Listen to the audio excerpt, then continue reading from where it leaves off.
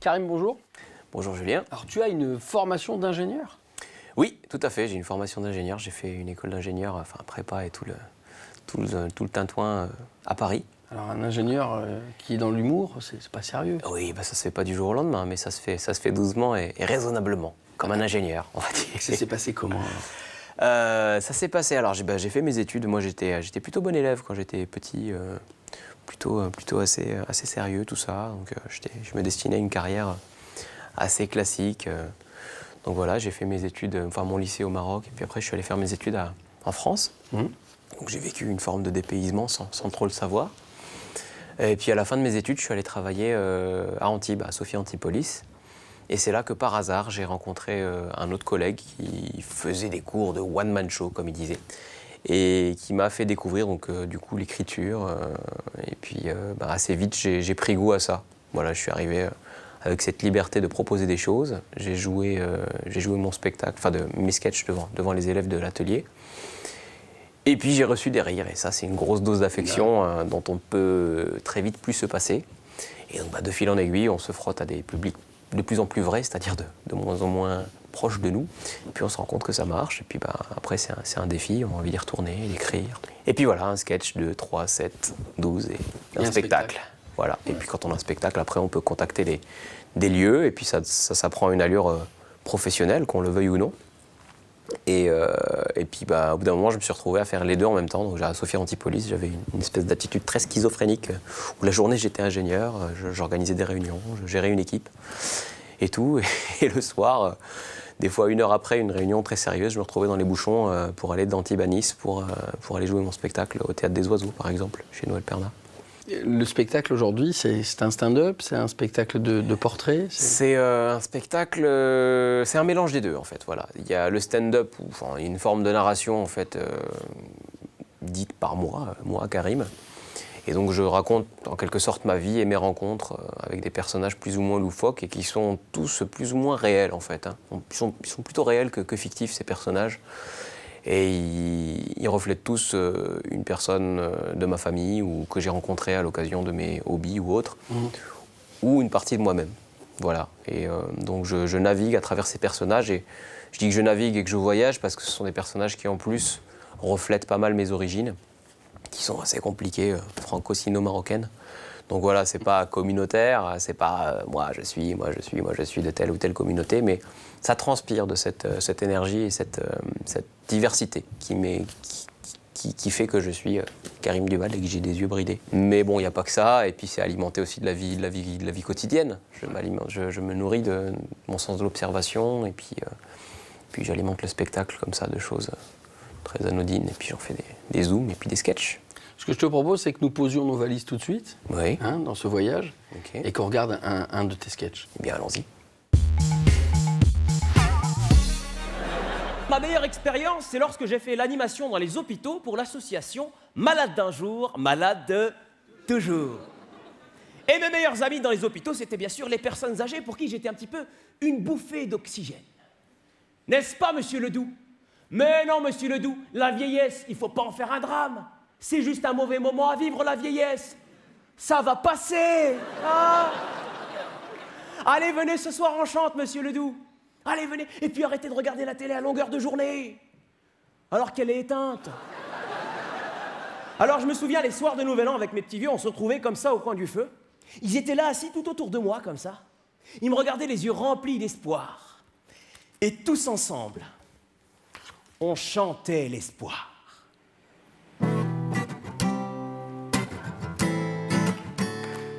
Alors on vit chaque jour comme le dernier, parapapa.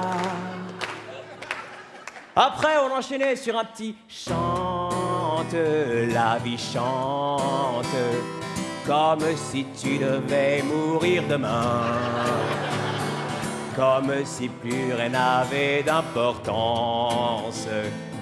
Chante, oui, chante. Allez, on tape dans les mains. 1, 2, Nous avons toute la vie pour nous amuser. Nous avons toute la mort pour nous reposer. Nous avons toute la vie pour nous amuser. Nous avons toute la mort pour nous reposer. Nous avons toute la vie pour nous amuser. Nous avons toute la mort pour nous reposer. Eh ben ça tombe bien les amis.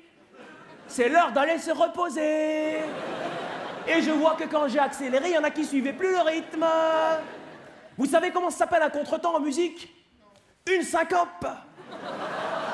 Est-ce que vous en voulez une petite dernière? Allez, une petite dernière pour la route. Une petite dernière avant, peut-être pour certains, une longue nuit de sommeil. On ira tous au paradis, même moi. Tu sois guéri, que tu sois aigri, tu iras. Tous les pépères, tous les pervers, tous les papis, toutes les mamies, on ira tous au paradis. Allez, on termine ensemble. On ira tous au paradis. Surtout toi.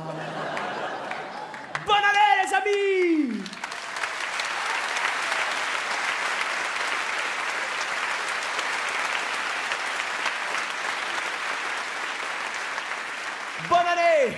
Bonne année, puis surtout, bonne santé.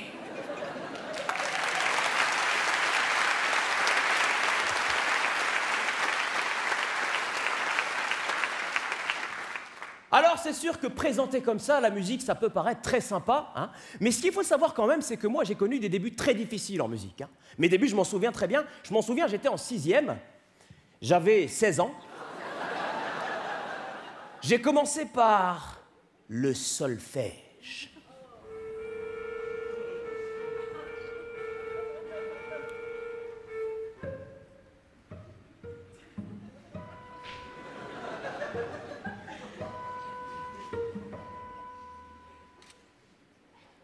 Bonjour. Bonjour. Bonjour. Bonjour Guy. Je présente ma personne, c'est-à-dire moi-même. Je suis le professeur Adrian Leșlecu, que je viens de la Roumanie. Nous allons étudier le solfège ensemble pendant plus de 4 années. Chapitre 1, le silence. Définition du silence. Le silence, c'est un moment pendant lequel les musiciens n'émettent pas de son. Illustration. Nous allons étudier un morceau postmoderne que ça s'appelle 4 minutes 33. Alors pourquoi 4 minutes 33? C'est parce que c'est un morceau qui dure 4 minutes 33. Et dans ce morceau, il y a un silence qui dure 4 minutes 33. Les redoublants, taisez-vous, s'il vous plaît. À l'origine, ce morceau a été écrit pour le piano. Mais il existe également une adaptation pour grand orchestre, c'est une merveille. Imaginez 40 violons, 14 flûtes traversières, 5 trombones, 3 contrebasses et une harpe qui ne joue rien. Vous allez voir, c'est très intéressant sur le plan musicalité, rythmique, philosophique, même philosophique. Il y a un message dans ce morceau, un très beau message. Le silence est à la parole, ce que le cafard est à la psychanalyse. Oui, c'est très profond. C'est très butterfly. Alors, je vais vous laisser écouter le morceau.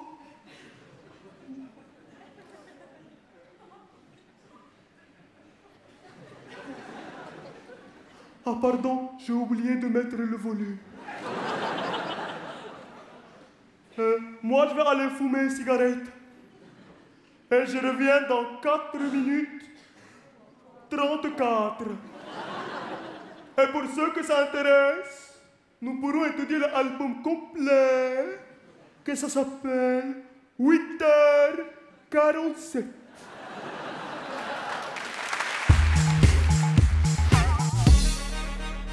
Pour le coup, tu es un homme complet, puisque un ingénieur, c'est fort en maths, et te voilà maintenant avec une plume.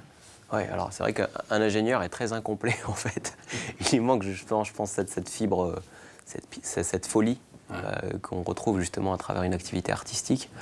Mais c'est vrai que l'union des deux, ça fait un truc intéressant parce que, mine de rien, c'est vrai que quand on voit un spectacle, on se dit, voilà, c'est servi comme ça, le type il a du talent, il est doué pour ça, mais en fait il y a énormément de travail derrière. Et c'est vrai que ce cursus d'ingénieur et puis ce cursus assez classique m'a transmis, tout comme la musique d'ailleurs, m'a transmis un sens du travail. Le spectacle tourne partout en France. Oui, c'est ça. Tu es basé à Lyon. Oui. Tu te rêves comment demain ? Ce qui est marrant, c'est que quand on est artiste, le demain, c'est un demain assez proche. Hein. C'est vrai que c'est difficile de dire, tu te vois comment dans 60 ans. Et c'est ça que je trouve sympa et j'ai envie de dire que le rêve, c'est ça. C'est quelque part pas trop se poser de questions, pas être trop soucieux de l'avenir. Donc quelque part, je vis un peu mon rêve déjà, à avoir cette forme d'insouciance que j'avais pas avant, parce que j'étais là à me dire, oh là là, comment je vais marquer des points retraite et comment je vais pouvoir assurer... On calcule comme ça quand on est ingénieur ? Non, un peu, mais quand on est dans la vie active, quand on a un boulot assez conventionnel, on pense à ces choses-là. Et c'est vrai que maintenant, au fond, je suis très en danger. J'ai peur, au fond. Non, j'ai pas peur, mais je suis dans une situation assez fragile, mais je ne m'en soucie pas. Et ça, je trouve que c'est ce que j'appelle le bonheur. Niveau professionnel, je me projette pas très loin. Mais si, quand même, j'ai envie de, bien sûr, comme beaucoup d'humoristes, tourner, faire grandir le spectacle que j'ai aujourd'hui, qui marche déjà pas mal, mais que j'ai encore envie de jouer, auquel j'ai envie de donner une dimension plus grande. Que ça ait de la gueule, comme on dit. Et puis surtout que ce soit le point de départ pour plein d'autres choses. Donc j'aime créer déjà, là je reprends goût à écrire. Donc écrire, pour aiguiser ce sens de l'écriture, de la création. Et puis embrayer sur un nouveau spectacle, embrayer sur d'autres spectacles, humoristiques ou pas. Et puis écrire pour les autres ? Écrire pour les autres, oui, c'est quelque chose que j'aimerais. J'ai pas le temps encore, je pense, ni le recul. Je suis trop critique, je pense, pour écrire pour les autres et voir tout de suite un texte à moi joué par quelqu'un. J'ai pas cette maturité, mais j'aimerais bien l'acquérir, oui. Ça vient avec le métier, ça vient avec le temps. Et voilà, j'ai envie que le temps passe doucement et que je m'imprègne de toutes ces choses. On se donne rendez-vous à bientôt ? À très vite, ouais. À très très vite. À très très très vite.